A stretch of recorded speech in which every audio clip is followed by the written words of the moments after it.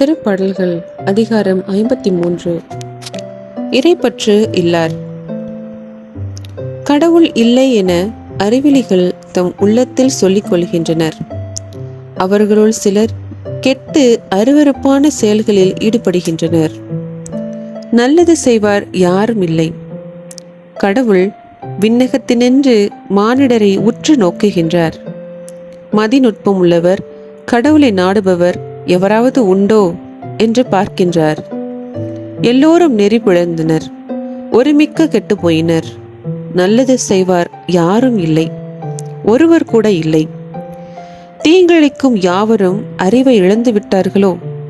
உணவை விழுங்குவது போல் என் மக்களை விழுங்க பார்க்கின்றார்களே.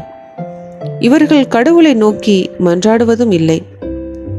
எனவே அவர்கள் இதுவரை கண்டிராத முறையில் பேரச்சத்தால் நடுநடுங்குவர்.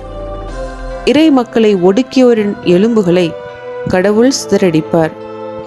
கடவுள் அவர்களை கைவிட்டதால் அவர்கள் மானக்கேடு அடைவர். சீயோனிலிருந்து இஸ்ரேலருக்கு மீட்பு வருவதாக. கடவுள் தம் மக்களுக்கு மீண்டும் வளமான வாழ்வை அருளும்போது யாக்கோபின் இனத்தார் களி கூறுவாராக. இஸ்ரேல் மக்கள் அகமகிழ்வாராக.